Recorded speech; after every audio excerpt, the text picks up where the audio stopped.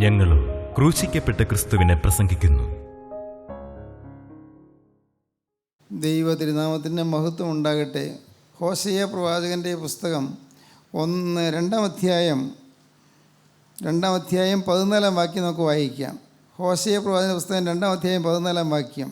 അതുകൊണ്ട് ഞാൻ അവളെ വശീകരിച്ച് മരുഭൂമിയിൽ കൊണ്ടുചെന്ന് അവളോട് ഹൃദ്യമായി സംസാരിക്കും.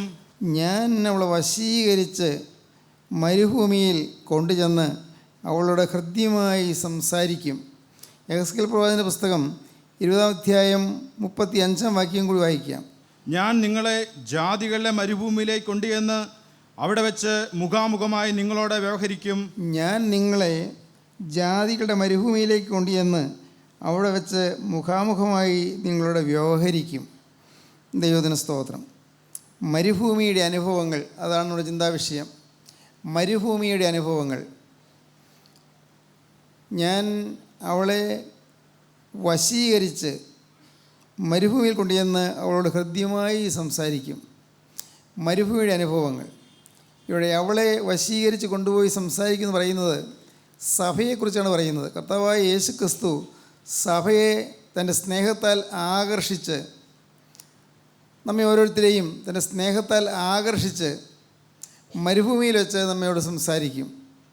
മരുഭൂമിയിൽ ഏകാഗിയായിരിക്കുന്ന ഒരു മനുഷ്യൻ, അല്ലെങ്കിൽ ഒരു സ്ത്രീ ആകട്ടെ ആ പുരുഷനാകട്ടെ, ഏകാഗിയായിരിക്കുന്നയാൾ പലതരത്തിൽ നിരാശ കൊണ്ടായിരിക്കും ഏകാഗിയായിരിക്കുന്നത്. മരുഭൂമിയിലേക്ക് പോയി അവിടെ ഒറ്റപ്പെട്ടിരിക്കുന്നത് ജീവിതത്തിലെ ചില പ്രയാസമേറിയ കാര്യങ്ങൾ നേരിടുന്നതുകൊണ്ടാകാം.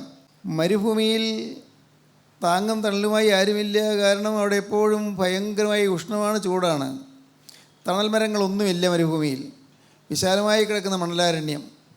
മരുഭൂമിയിൽ അവിടെ ആൾ സഞ്ചാരവുമില്ല, ആൾ പെരുമാറ്റവുമില്ല.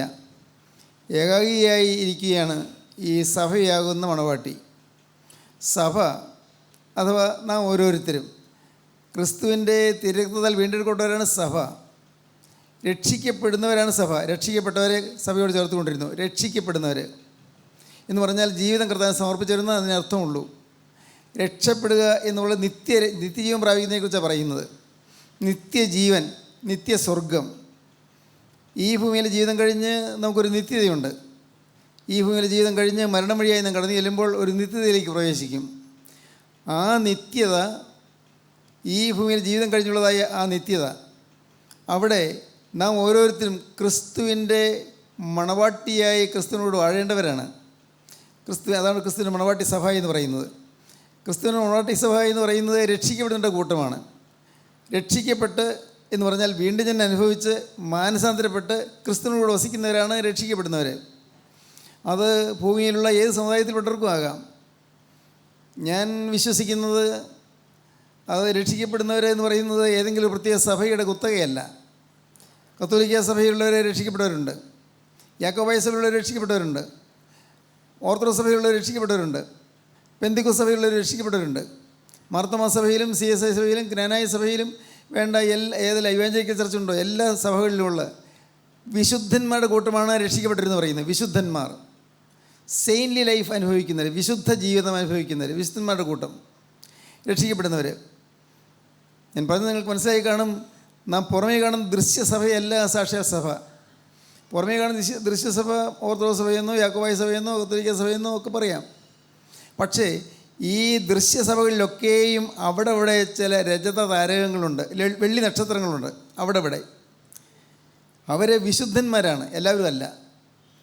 ഈ സഭയിൽ ധാരാളം ആളുകളുണ്ട് ഓരോ സഭയിലും. പക്ഷേ അവരെല്ലാവരും രക്ഷിക്കപ്പെട്ടവരല്ല. എല്ലാവരും കർത്താവിൻ്റെ മണവാട്ടിയായി കർത്താവിനോട് വാഴുന്നവരല്ല. അവരുടെ ജീവിതത്തിൽ സഭയുടെ പേര് പറയും, ക്രിസ്ത്യാനി എന്ന് പറയും, അല്ലെങ്കിൽ വിശ്വാസി എന്ന് പറയും. അതെല്ലാം വെറും പുറമേയുള്ള ചില വാക്കുകൾ മാത്രമേ ആകുന്നുള്ളൂ. ഹൃദയത്തിൽ വിശുദ്ധി അനുഭവിക്കുന്നവർ കർത്താവായ യേശു ക്രിസ്തുവിൻ്റെ തിരുബലിയിൽ ആശ്രയിക്കുകയും കർത്താവായ യേശു ക്രിസ്തുവിൻ്റെ തിരുരക്തത്തിൽ ശരണപ്പെടുകയും ചെയ്ത് കർത്താവായ യേശു ക്രിസ്തുവിനെ സ്വന്തം കർത്താവും രക്ഷകനുമായി സ്വീകരിക്കുന്നവരാണ് രക്ഷിക്കപ്പെടുന്നവർ. യേശു ക്രിസ്തുവുമായി സജീവമായ ബന്ധമുള്ളവരാണ് രക്ഷിക്കപ്പെടുന്നവർ. അവരാണ് ക്രിസ്തുവിൻ്റെ മണവാട്ടിയാകുന്നത്. ക്രിസ്തുവിൻ്റെ മണവാട്ടി സഭ. യേശു ക്രിസ്തുവിൻ്റെ മണവാട്ടി എന്ന് പറയുന്നത് ക്രിസ്തുവിനോട് അനുരൂപമായി ജീവിക്കാൻ തീരുമാനിക്കുന്നവരാണ്. ക്രിസ്തുവിൻ്റെ സ്വഭാവമുള്ളവരായി ജീവിക്കാൻ തീരുമാനിക്കുന്നവരാണ്.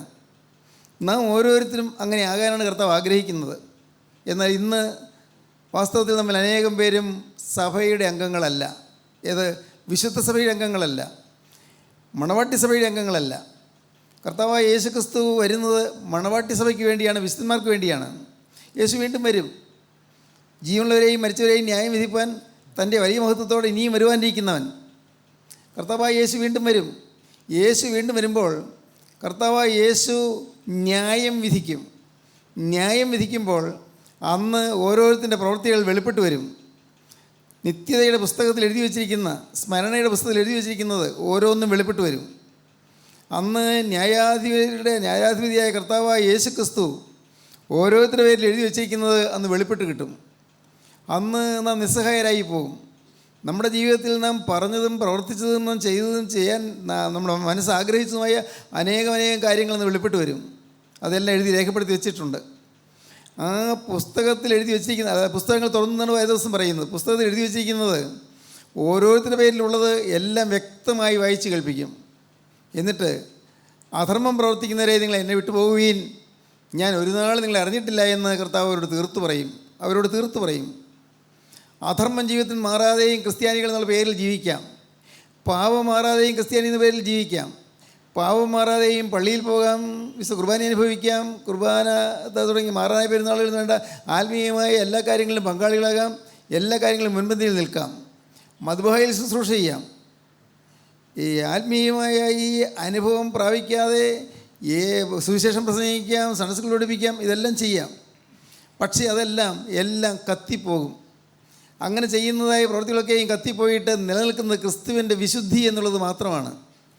യേശുക്രിസ്തുവിൻ്റെ സ്നേഹവും യേശുക്രിസ്തുവിൻ്റെ വിശുദ്ധിയുമാണ് നിലനിൽക്കുന്നുള്ളൂ. മറ്റെല്ലാം കത്തിപ്പോകും. യേശുക്രിസ്തുവിൻ്റെ വിശുദ്ധി ഇല്ലെങ്കിൽ, യേശുക്രിസ്തുവിൻ്റെ സ്നേഹമില്ലെങ്കിൽ, യേശുക്രിസ്തുവിൻ്റെ സ്വഭാവമില്ലെങ്കിൽ, പ്രിയപ്പെട്ടവരെ, നാം ഓരോരുത്തരും ആരാകട്ടെ, നാം ഓരോരുത്തരും എന്നേക്കുമായി നിത്യനരകത്തിലേക്ക് തള്ളപ്പെടും. നിത്യനരകത്തിലേക്ക് തള്ളപ്പെടുവാനായിട്ട് അതിനൊക്കെ അവർക്ക് ആഗ്രഹമില്ല, ശരിയാണ്. പക്ഷേ എന്നാൽ നമ്മുടെ ജീവിതം അതനുസരിച്ച് ക്രമീകരിച്ചില്ലെങ്കിൽ നിത്യനരകത്തിലേക്ക് പോകും.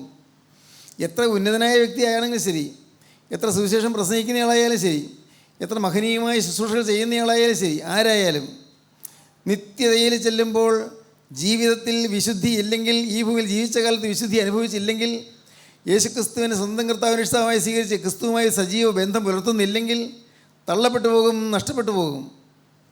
ദൈവത്തിന് സ്തോത്രം. പ്രിയപ്പെട്ടവരെ, അങ്ങനെ നഷ്ടപ്പെട്ടു പോകാനല്ല ദൈവം നമ്മെ വിളിച്ചത്. അതുകൊണ്ട് ഈ ഭൂമിയിൽ ജീവിക്കുമ്പോൾ നമുക്ക് ഈ നിത്യതയിലേക്ക് കടന്നു ചെല്ലുവാനുള്ള ഒരുക്കം കിട്ടണം. നിത്യജീവൻ പ്രാപിക്കാനുള്ള ഒരുക്കം കിട്ടണം. ആ ഒരുക്കം കിട്ടിയാൽ തീർച്ചയായും നമ്മുടെ പേരിൽ എഴുതിയിരിക്കുന്നതെല്ലാം മാഞ്ഞു കിട്ടും.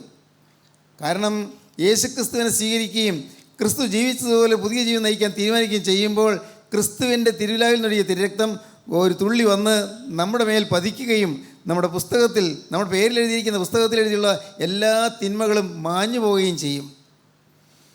ഈ ഭൂമിയിൽ നിന്ന് കടന്നു പോകുന്നതിന് മുമ്പ് തിന്മകളെല്ലാം മാഞ്ഞു പോകണം, പാപങ്ങളെല്ലാം മാഞ്ഞു പോകണം.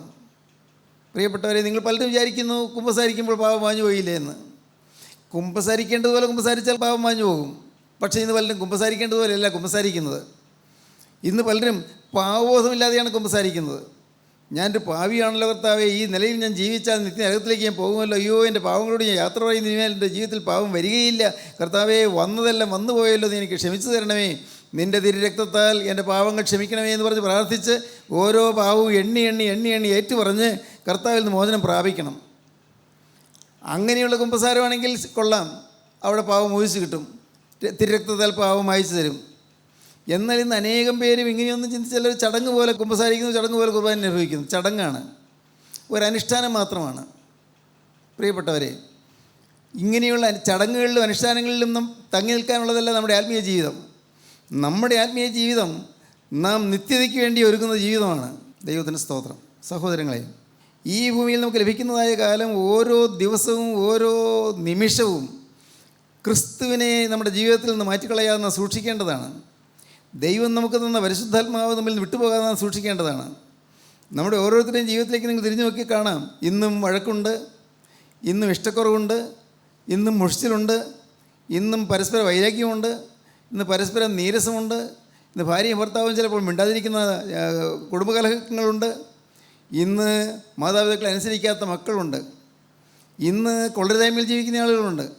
മദ്യത്തിൻ്റെ അടിമകളായി കഴിയുന്ന ആളുകളുണ്ട്. കഞ്ചാവിൻ്റെ അടിമകളായി കഴിയുന്ന ആളുകളുണ്ട്. മയക്കുമരുന്നിൻ്റെ അടിമകളായി കഴിയുന്ന ആളുകളുണ്ട്. എത്ര ഹീനമായ ജീവിതമാണ് പലരും നയിക്കുന്നത്. ഇതൊന്നും ആരും ചിന്തിക്കുന്നില്ല. ഇതെല്ലാം കഴിഞ്ഞ് കുരിശ് വരയ്ക്കും, പ്രാർത്ഥിക്കും, നമസ്കരിക്കും, ഒക്കെ ശരിയായി എന്ന് വിചാരിക്കും. ഇങ്ങനെയെല്ലാം ചടങ്ങ് ആചരിച്ച് പോവുകയാണ്. പ്രിയപ്പെട്ടവരെ, ആരും ഗൗരവമായി ചിന്തിക്കുന്നില്ല. ആത്മാവിൻ്റെ കാര്യം ചിന്തിക്കുന്നില്ല. ആത്മാവിൻ്റെ കാര്യം ചിന്തിക്കണം. ഞാനൊരു ദിവസം കടന്നു പോകും. ഇവിടെ 10, 50 അല്ല 60, 70, 80 അല്ല 90, 100 ആകട്ടെ, വർഷങ്ങളിൽ ജീവിച്ചിട്ട് ഞാനങ്ങ് പോകും. ഒരു ചുരുങ്ങിയ കാലം, ഒരു 100 വർഷം എന്ന് പറഞ്ഞാൽ ചുരുങ്ങിയൊരു കാലം. 100 വയസ്സ് വരെയൊക്കെ ജീവിക്കുന്നൊരു ചുരുക്കമല്ലേ, ചുരുങ്ങിയൊരു കാലം. എന്നാൽ ഇനി വരാൻ പോകുന്ന നിത്യത എന്ന് പറയുന്നത് ഈ മരണമെന്ന കർട്ടൻ്റെ അപ്പുറത്ത് ഒരു നിത്യത കിടക്കുന്നുണ്ട്, വിശാലമായ നിത്യത. മരണം ഒരു കർട്ടനാണ്. ആ കർട്ടൻ്റെ അപ്പുറത്ത് വിശാലമായ നോക്കിയാൽ നോക്കെത്താത്ത ഒരു വലിയ മഹാസാഗരം പോലെ ഒരു നിത്യത കിടക്കുന്നു. അറുതിയില്ല, അന്തമില്ല. ആ നിത്യത നാം സ്വർഗത്തിൽ എത്തിച്ചേരണം. അതിനിവിടെ വെച്ച് നമ്മുടെ പാവക്കറകൾ കഴുകപ്പെടണം, പാവം മോചിച്ച് കിട്ടണം. ഇല്ലെന്ന് വരികിൽ അന്ന് നാം ചെന്ന് പറയും, മത്തായിയുടെ സുവിശേഷം 7-ാം അധ്യായത്തിൽ പറയും, കർത്താവേ കർത്താവേ, നിൻ്റെ നാമത്തിൽ ഞങ്ങൾ പ്രവചിക്കുകയും നിൻ്റെ നാമത്തിൽ ഞങ്ങൾ ഭൂതങ്ങളെ പുറത്താക്കുകയും നിൻ്റെ നാമത്തിൽ ഞങ്ങൾ വീര്യപ്രവൃത്തികൾ ചെയ്യുകയും ചെയ്തില്ലയോ എന്ന് പലരും ആ നാളിൽ എന്നോട് പറയും. കർത്താവ് പറയുകയാണ്, വായിച്ചേ, കർത്താവേ കർത്താവേ, നിൻ്റെ നാമത്തിൽ ഞങ്ങൾ പ്രവചിക്കുകയും. കർത്താവേ കർത്താവേ, നിന്റെ നാമത്തിൽ ഞങ്ങൾ പ്രവചിക്കുകയും. കർത്താവേ കർത്താവേ, നിൻ്റെ നാമത്തിൽ ഞങ്ങൾ പ്രവചിച്ചവരാണല്ലോ. നിന്റെ നാമത്തിൽ ഭൂതങ്ങളെ പുറത്താക്കുകയും. നിൻ്റെ നാമത്തിൽ ഞങ്ങൾ ഭൂതങ്ങളെ പുറത്താക്കിയില്ലയോ? നിന്റെ നാമത്തിൽ വളരെ വീര്യപ്രവൃത്തികൾ പ്രവർത്തിക്കുകയും ചെയ്തില്ലയോ എന്ന് പലരും ആ നാളിൽ എന്നോട് പറയും. ആ നാളിൽ പലരും എന്നോട് പറയും, കർത്താവേ, നിൻ്റെ നാമത്തിൽ ഞങ്ങൾ വളരെ വീര്യപ്രവൃത്തികൾ ചെയ്തില്ലയോ എന്ന് പറയും. അന്ന് ഞാൻ അവരോട് ഞാൻ ഒരു നാളും നിങ്ങളെ അറിഞ്ഞിട്ടില്ല, ഞാൻ ഒരു നാളും നിങ്ങളെ അറിഞ്ഞിട്ടില്ല. അധർമ്മം പ്രവർത്തിക്കുന്നവരെ, അധർമ്മം പോയിട്ടില്ലല്ലോ, അധർമ്മം പ്രവർത്തിക്കുന്നവരെ എന്നെ വിട്ട് പോകുവിൻ, നിങ്ങൾ എന്നെ വിട്ട് പോകുവീനെന്ന് തീർത്തു പറയും. തീർത്ത് പറയും. കർത്താവിൻ്റെ നാമത്തിൽ പ്രവചിച്ചു, ശുശ്രൂഷ ചെയ്തു, കർത്താവിൻ്റെ നാമത്തിൽ പ്രസംഗിച്ചു, കർത്താവിൻ്റെ നാമത്തിൽ അത്ഭുതങ്ങളും അടയാളങ്ങളും ചെയ്തു, കർത്താവിൻ്റെ നാമത്തിൽ രോഗസൗഖ്യം നൽകി. എല്ലാം യേശുവിൻ്റെ നാമത്തിലാണ്. ഇന്നുള്ള അനേകം പ്രസംഗങ്ങൾ എങ്ങനെയാണ്? യേശുവിൻ്റെ നാമത്തിൽ.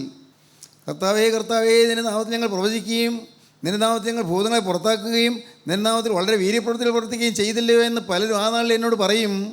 അധർമ്മം പ്രവർത്തിക്കുന്നവരെ നിങ്ങൾ എന്നെ വിട്ടു പോകുകയെന്ന് ഞാൻ അവരോട് തീർത്ത് പറയും. ഒരു നാൾ നിങ്ങളെ അറിഞ്ഞിട്ടില്ലെന്നാണ് പറയുന്നത്. അധർമ്മം പ്രവർത്തിക്കുന്നവരെ ഞാൻ നിങ്ങളെ ഒരു നാളും അറിഞ്ഞിട്ടില്ല. പ്രിയപ്പെട്ടവരെ, കാര്യം ഗൗരവമല്ലേ? നിത്യതയിലേക്ക് കടന്നു ചെല്ലാൻ ഒരുങ്ങണം. നിത്യതയിലേക്ക് കടന്നു ചെല്ലുന്നത് വിശുദ്ധ മണവാട്ടി സഭ മാത്രമാണ്. നിത്യതയിലേക്ക് കടന്നു ചെല്ലുന്നത് വിശുദ്ധന്മാർ മാത്രമാണ്. വിശുദ്ധന്മാരെ ചേർക്കാനാണ് കർത്താവായ യേശു വീണ്ടും വരുന്നത്. യേശുവിൻ്റെ ഒന്നാമത്തെ വരവ്, ബേത്ലഹേം പുൽക്കൂട്ടിൽ ജനിച്ചതായ ഒന്നാമത്തെ അവതാരം, ഒന്നാമത്തെ വരവ്, അത് പാപികളെ വിശുദ്ധരാക്കാനാണ്. പാപികളുടെ പാപം മോചിച്ചവരെ ശുദ്ധീകരിക്കാനാണ്, അവരെ വീണ്ടെടുക്കാനാണ്, അവരെ രക്ഷിക്കാനാണ്. പാപികളെ രക്ഷിപ്പാൻ കർത്താവ് വന്നു. ഇനി രണ്ടാമത്തെ വരവ് എന്തിനാണ്? വിശുദ്ധന്മാരെ ചേർക്കാനാണ്. പാപത്തിൽ നിന്ന് രക്ഷിക്കപ്പെട്ടവരെ, വിശുദ്ധന്മാരായി തീർന്നവരെ, അവരെ ചേർക്കാനാണ് രണ്ടാമത്തെ വരവ്. വിശുദ്ധന്മാരില്ലാത്തവരെല്ലാം തള്ളപ്പെട്ടു പോകും. ദൈവത്തിന് സ്തോത്രം. ഇത് സുവിശേഷത്തിൻ്റെ ഒരു ലളിതമായ രക്ഷാവചനമാണ്. ഇത് മനസ്സിലാക്കാൻ വലിയ പ്രയാസമൊന്നുള്ള കാര്യമല്ല. എൻ്റെ സഹോദരങ്ങളെ ഞങ്ങൾ പറയട്ടെ, ഞാനും നിങ്ങളെപ്പോലൊരു മനുഷ്യനായിരുന്നുകൊണ്ട് പറയുകയാണ്. നമ്മുടെ ജീവിതത്തിൽ ഈ ഭൂമിയിൽ വെച്ച് പാപമോചനം കിട്ടിയില്ലെങ്കിൽ തീരാ നഷ്ടമാണ്. ഈ ജീവിതത്തിൽ ഇവിടെ വെച്ച് നമുക്ക് കർത്താവിനെ കിട്ടിയില്ലെങ്കിൽ, യേശുക്രിസ്തുവിനെ കിട്ടിയില്ലെങ്കിൽ, ക്രിസ്തുവിന് നമ്മുടെ ജീവിതത്തിൽ ഒന്നാം സ്ഥാനം കൊടുത്തില്ലെങ്കിൽ തീരാ നഷ്ടമാണ്. അതുകൊണ്ടാണ് ദാവീദ് രാജാവ് പറയുന്നത്, അദ്ദേഹത്തിൻ്റെ സ്വന്തം അനുഭവം, 32-ാം സങ്കീർത്തനം 1-ാം വാക്യം, ലംഘനം ക്ഷമിച്ചും പാപം മറച്ചും കിട്ടിയവൻ ഭാഗ്യവാൻ. ലംഘനം ക്ഷമിച്ചും പാപം മറച്ചും കിട്ടിയവൻ ഭാഗ്യവാൻ. യഹോവ അകൃത്യം കണക്കിടാതെയും, അകൃത്യം ഉണ്ട് പക്ഷേ യഹോവ അകൃത്യം കണക്കിടാതെയും, ആത്മാവിൽ കപടമില്ലാതെ ഇരിക്കുന്ന മനുഷ്യൻ ഭാഗ്യവാൻ. ആത്മാവിൽ കപടമില്ലാതെ ഇരിക്കുന്ന മനുഷ്യൻ ഭാഗ്യവാൻ. ഇത് അനേകർക്ക് മനസ്സിലാകുന്നില്ല. ലംഘനം ക്ഷമിച്ച് കിട്ടുന്നതാണ് ഭാഗ്യം, ഏറ്റവും വലിയ ഭാഗ്യം. നമ്മളൊക്കെ ഭാഗ്യം വിചാരിക്കുന്നത് എന്താണ്? നല്ല ഉയർന്ന ഡിഗ്രി ഉണ്ടോ? ഭാഗ്യമാണ്. നല്ല ഉയർന്ന ഉദ്യോഗമുണ്ടോ? ഭാഗ്യമാണ്. നല്ല വരുമാനമുണ്ടോ? ഭാഗ്യമാണ്. നല്ല വീടുണ്ടോ? ഭാഗ്യമാണ്. മക്കൾ നിലവിൽ പഠിച്ചു ഉയരുന്നുണ്ടോ? ഭാഗ്യമാണ്. ശരി, സ്നേഹമുള്ളൊരു ഭാര്യയുണ്ടോ?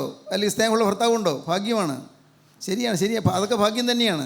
പക്ഷേ അതൊന്നുമല്ല നിലനിൽക്കുന്ന ഭാഗ്യം. നിലനിൽക്കുന്ന ഭാഗ്യം ഇവിടെ ദുരിതമാണെങ്കിലും, ഇവിടെ യാതനയാണെങ്കിലും, ഇവിടെ വേദനയാണെങ്കിലും, ഇവിടെ കഷ്ടപ്പാടുകളാണെങ്കിലും, ഇവിടെ രോഗമാണെങ്കിലും, ഇവിടെ അനേകം ഞെരുക്കങ്ങളിൽ കൂടി കടന്നു പോകേണ്ടി വന്നാലും, നാം ഈ ലോക ജീവിതത്തിൽ അതൊന്നും നേരെയായാലും ഭാഗ്യമാവുകയില്ല. ഭാഗ്യമാകുന്ന എങ്ങനെയാണ്? ലംഘനം ക്ഷമിച്ച് കിട്ടുക, പാവം മറച്ച് കിട്ടുക. ദൈവത്തിന് സ്തോത്രം. പ്രിയപ്പെട്ടവരെ, ഈ മഹാഭാഗ്യമാണ് കർത്താവായ യേശുക്രിസ്തുവിനെ സ്വീകരിക്കുമ്പോൾ നമുക്ക് ലഭിക്കുന്നത്. ഞാൻ മരുഭൂമിയിൽ അവളെ വശീകരിച്ചു കൊണ്ടുപോകും. അവളെ മരുഭൂമിയിലേക്ക് ഞാൻ വിളിച്ചു കൊണ്ടുപോകും. ഏകാന്തതയിലേക്ക് ഞാൻ ചെല്ലും. അവൾ ഏകാഗിയായിരിക്കുന്നിടത്ത് ഞാൻ ചെല്ലും. ഞാൻ അവളോട് വ്യവഹരിക്കും, അവളോട് സംസാരിക്കും. ഒരു വ്യവഹാരമുണ്ട്. ഒരു വ്യവഹാരം. എന്താണ് വ്യവഹാരം? ഒരു കേസുണ്ട്. എന്താണ് കേസ്? മരുഭൂമിയിൽ ഏകാഗിയായിരിക്കുന്നിടത്തേക്ക് അവളെ കൊണ്ടുപോയി അവളോട് ഞാൻ വ്യവഹരിക്കും. എന്നൊരു വാക്യം വായിക്കൂ, ഹോശേയ 2:14. അതുകൊണ്ട് ഞാൻ അവളെ വശീകരിച്ച് മരുഭൂമിയിൽ കൊണ്ടുചെന്ന് അവളോട് ഹൃദ്യമായി സംസാരിക്കും. മരുഭൂമിയിൽ കൊണ്ടുചെന്ന് അവളോട് ഹൃദ്യമായി സംസാരിക്കും. യെഹെസ്കേൽ പറയുന്നത് എന്താണ്? യെഹെസ്കേൽ പറയുന്നത് 20:35 കാണാം. ഞാൻ നിങ്ങളെ ജാതികളുടെ മരുഭൂമിയിലേക്ക് കൊണ്ടുചെന്ന് അവിടെ വെച്ച് മുഖാമുഖമായി നിങ്ങളോട് വ്യവഹരിക്കും. അവിടെ വെച്ച് നിങ്ങളോട് മുഖാമുഖമായി വ്യവഹരിക്കും. ദൈവത്തിന് സ്തോത്രം. പ്രിയപ്പെട്ടവരെ, എന്താണ് ഈ പറയുന്നത്? ദൈവത്തിന് നമ്മുടെ ജീവിതത്തിൽ ചില കാര്യങ്ങൾ പറയാനുണ്ട്. നമുക്ക് പറയാനുള്ള മറുപടി കേൾക്കാനുണ്ട്. എന്താണ് നമുക്ക് മറുപടി പറയാനുള്ളത്? ചിന്തിച്ച് നോക്കണം. ഇന്ന് ഞാൻ കടന്നുപോയാൽ, ഞാൻ ഈ ഭൂമിയിലെ ജീവിതത്തിന് ശേഷമുള്ള നിത്യതയിലേക്ക് കടന്നു ചെന്നാൽ എനിക്ക് എന്താണ് എൻ്റെ കർത്താവിന് മുമ്പിൽ പറയാനുള്ളത്? എന്ത് ന്യായമാണ് പറയാനുള്ളത്? ഞാൻ എൻ്റെ ഭർത്താവിനോട് വഴക്ക് കൂടിയത് അത് അദ്ദേഹം എന്നോട് കോപിച്ചിട്ടല്ലേ എന്ന് പറയാൻ ന്യായം കാണും. ഞാൻ എൻ്റെ ഭാര്യയെ അടിച്ചത്, ഉപദ്രവിച്ചത്, ഇനി ഞാൻ സുബോധമില്ലാതെ മദ്യപിച്ച് വന്നപ്പോൾ അങ്ങനെ ചെയ്തു പോയി എന്ന് നിങ്ങൾ പറയാൻ കാണും. ഞാൻ എൻ്റെ മാതാപിതാക്കളെ ബഹുമാനിക്കാതിരുന്നത്, അവരെ ആദരിക്കാതിരുന്നത്, അവരെ അനുസരിക്കാതിരുന്നത് അത് എൻ്റെ അവിവേകം കൊണ്ടാണെന്ന് പറയാൻ പറ്റും. ഇതെല്ലാം പറയാം. പക്ഷേ ഒന്നും വിലപ്പോവില്ല. അവിടെ കർത്താവ് ഒന്നേ നോക്കുന്നുള്ളൂ, ഒന്ന് മാത്രം. നമ്മുടെ ജീവിതത്തിലെ പാപങ്ങൾ മാഞ്ഞു കിട്ടിയിട്ടുണ്ടോ? കർത്താവിൻ്റെ ചങ്കിലെ ചോരയാൽ ആ പാപങ്ങൾ മാറി കിട്ടിയിട്ടുണ്ടോ? പാവം ക്ഷമിച്ച് കിട്ടിയിട്ടുണ്ടോ? അത് മാത്രമേ നോക്കുകയുള്ളൂ. അത് മാത്രം. ദൈവത്തിന് സ്തോത്രം. പ്രിയപ്പെട്ടവരെ, അതുകൊണ്ടാണ് ലംഘനം ക്ഷമിച്ചും പാവം മറിച്ച് കിട്ടിയവൻ ഭാഗ്യവാൻ എന്ന് പറയുന്നത്. മഹാഭാഗ്യമാണ് പാവം മാറി കിട്ടുക എന്നുള്ളത്. രോഗം മാറിയില്ലെങ്കിലും സാരമില്ലെന്ന് ഞാൻ പറയും. സ്തോത്രം. രോഗം മാറട്ടെ, നല്ലത് തന്നെ. നിങ്ങൾക്ക് പൈസയ്ക്ക് ഞെരുക്കമാണ്, കടമുണ്ട്, അതും സാരമില്ലെന്നാണ് ഞാൻ പറയുന്നത്. മാറിക്കിട്ടിയാൽ നല്ലതാണ്. ദൈവത്തിന് സ്തോത്രം. നിങ്ങൾക്ക് ഇവിടെ യാതൊരു വിധമായ അനുഗ്രഹങ്ങൾ ഈ ഭൂമിയിൽ നമുക്ക് ലഭിക്കുന്നില്ലെങ്കിലും സാരമില്ല. ഇവിടെ ദുരിതമാണ്, ഇവിടെ പ്രയാസമാണ്, ഇവിടെ വഴക്കാണ്, ഇവിടെ പിണക്കമാണ്, വീട്ടിൽ സ്വൈരമില്ല, ഇതൊക്കെയാണെങ്കിൽ സാരമില്ല. നിങ്ങൾ ഒരാൾ, ഒറ്റയ്ക്കൊരാൾ, ഭർത്താവിനെ നോക്കണ്ട, ഭാര്യയെ നോക്കണ്ട, മക്കളെ നോക്കണ്ട, മാതാപിതാക്കളെ നോക്കണ്ട, ഞാനൊരാൾ, ഒറ്റയ്ക്കൊരാൾ. കർത്താവേ, എനിക്ക് ജീവിതത്തിൽ വിശുദ്ധി അനുഭവിക്കണം. ഈ ദാഹം നിങ്ങൾക്ക് വന്നാൽ നിങ്ങൾ രക്ഷപ്പെട്ടു. കർത്താവ് തരും. ചോദിച്ചാൽ തരുന്നതാണ് ക്രിസ്തു. ദൈവത്തിന് സ്തോത്രം. ഇത് അസാധ്യമാണ് നിങ്ങൾ ചിന്തിക്കേണ്ട. ഒരു പൂർണ്ണ വിശുദ്ധനായി ഈ ഭൂമിയിൽ ജീവിക്കാൻ സാധിക്കും. സ്തോത്രം. നിങ്ങൾ വിശ്വസിക്കൂ പ്രിയപ്പെട്ടവരെ. എനിക്ക് അനുഭവമില്ലാത്തൊരു കാര്യം ഞാൻ പ്രസംഗിക്കുകയില്ല. ഒരു പൂർണ്ണ വിശുദ്ധനായി ഈ ഭൂമിയിൽ ജീവിക്കാൻ സാധിക്കും. അത് എന്നെപ്പോലെ ഇത്രയും പ്രായമായതിനു ശേഷമേ പറ്റുമെന്ന് ഞാൻ പറയില്ല.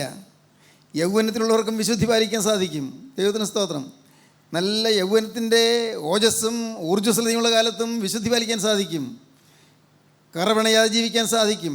ചെളി പറ്റാതെ ജീവിക്കാൻ സാധിക്കും. വേണമെങ്കിൽ എനിക്ക് ദൈവരാജ്യത്തിൽ പോകണമെങ്കിൽ സാധിച്ചേ പറ്റൂ. വിശുദ്ധന്മാരെ ചേർക്കാൻ കർത്താവായ യേശുക്രിസ്തു വരുന്നു. സ്തോത്രം. പ്രിയപ്പെട്ടവരെ, ഞാനവളെ വശീകരിച്ച് കൊണ്ടുപോകുമെന്ന് പറയും. വശീകരിച്ച്, നിങ്ങൾക്കറിയാമോ, ഇന്ന് നിങ്ങളെ കർത്താവിൻ്റെ ആ ക്രൂശിലെ സ്നേഹം വശീകരിച്ച് കൊണ്ടുവന്നിരിക്കുകയാണ്, ആകർഷിച്ച് കൊണ്ടുവന്നിരിക്കുകയാണ്, ഇൻഫ്ലുവൻസ് ചെയ്ത് കൊണ്ടുവന്നിരിക്കുകയാണ്. ആ ക്രൂശിലെ സ്നേഹം നിങ്ങളെ വശീകരിച്ച് കൊണ്ടുവന്നിരിക്കുന്നു. അല്ലെങ്കിൽ പ്രിയപ്പെട്ടവരെ, ഇത്രയും ആളുകൾ വന്നിരിക്കുന്നത് എന്തുകൊണ്ടാണ്? ആരുടെയും നിർബന്ധം കൊണ്ടൊന്നുമല്ലല്ലോ. ദൈവത്തിൻ്റെ സ്നേഹം നിങ്ങൾ നിർബന്ധിച്ചു. ദൈവത്തിൻ്റെ സ്നേഹം നിങ്ങൾ വശീകരിച്ചു. അതാണ് പിതാക്കന്മാർ പാടിയത്. എന്നെ മയക്കി നിന്നൽ സൗന്ദര്യാശ്ചര്യങ്ങൾ നിൻ സ്തുതി ദൈവസുതാ പാടാൻ സ്വരമിവനില്ലൊന്നും. കർത്താവേ, എന്നെ സ്നേഹിക്കാൻ എൻ്റെ വീട്ടിൽ ഒരു ന്യായവുമില്ലല്ലോ. കർത്താവേ, ഞാനൊരു പാവിയായിരുന്നല്ലോ, ഞാൻ ഏറ്റവും നിസ്സാരനായിരുന്നല്ലോ, ഞാൻ ആരോരുമില്ലാത്തവനായിരുന്നല്ലോ. എന്നെ നീ സ്നേഹിച്ചല്ലോ, എന്നെ നീ വശീകരിച്ചല്ലോ, എന്നെ നീ ചേർത്തണച്ചല്ലോ. ഞാൻ ചെളിക്കുഴിയിൽ കിടന്നവനായിരുന്നല്ലോ. കർത്താവേ, ഞാൻ ചീത്ത കൂട്ടുകെട്ടിൽപ്പെട്ടവനായിരുന്നല്ലോ. കർത്താവേ, ഞാൻ അശുദ്ധമായ ജീവിതം നയിച്ചവനായിരുന്നല്ലോ. അസത്യവും അശുദ്ധിയും അലസതയും അവിവേകവും എല്ലാം എൻ്റെ ജീവിതത്തിൽ ഉണ്ടായിരുന്നല്ലോ. എല്ലാം നീ കണ്ടിട്ട് നീ എന്നെ സ്നേഹിച്ചല്ലോ. ഇത്രയോ പാവങ്ങളാണ് ഞാൻ ചെയ്തു കൂട്ടിയത്. ഇതെല്ലാം ഉണ്ടായിട്ട് നീ എന്നെ സ്നേഹിച്ചല്ലോ കർത്താവേ, നീ എന്നെ വശീകരിച്ചല്ലോ. സ്തോത്രം. സഹോദരങ്ങളെ, ഇതാണ് നമ്മുടെ ഹൃദയത്തിൽ നിന്ന് വരേണ്ടത്. എന്നെ ദൈവം വശീകരിച്ചു. ദൈവം എന്നെ സ്നേഹിച്ച് എന്നെ തൻ്റെ സ്നേഹത്താൽ സ്വാധീനം ചെയ്തു. സ്നേഹത്താൽ സ്വാധീനം ചെയ്ത് കുരിശിനോട് എന്നെ അടുപ്പിച്ചു. നിൻമുറിവുകളിൽ നിന്നേറ്റേൻ മോറോൻ മണമെന്നാഥ, നിന്നധരങ്ങളഹോ പട്ടിന്നോലോടൊത്തുള്ളു കാൺമാൻ വന്നോ എന്നെ പടർച്ചൂറ്റി ഗോകുൽ തായിക്കവരെ വിട്ടോടി നിന്മാർവു തുറന്നു രക്തം വാർന്നും കണ്ടേൻ ഞാൻ കുരിശാലടിയാരെ കാക്കും നാഥനായി സ്തോത്രം. ഹല്ലേലൂയ. അട്ടഹസിക്കുന്നേ. ഇപ്പോൾ ഞാൻ ഹല്ലേലൂയ എന്ന് പറഞ്ഞ് എന്നെ സ്തുതിക്കുകയാണ്. മധുബായിൽ നിന്ന് കുർബാനയുടെ അവസാനം ഒരു ആഹ്വാനമുണ്ട്. നാം അട്ടഹസിച്ച് പറയണം. മധുബായിൽ നിന്നുള്ള ആഹ്വാനമാണ്. നാം അട്ടഹസിച്ച് പറയണം. ശുശ്രൂഷക്കാരൻ അങ്ങനെ വിളിച്ചു പറയുമ്പോൾ നാം എല്ലാവരും താഴെ നിന്നോട് പറയും, പിതാവും പുത്രനും പരിശുദ്ധരുമായവൻ വന്ദിക്കപ്പെട്ടനും സ്തുതിക്കപ്പെട്ടനുമാകുന്നു, ആദ്യം മുതൽ തലമുറയെയും തനിക്ക് സ്തുതി.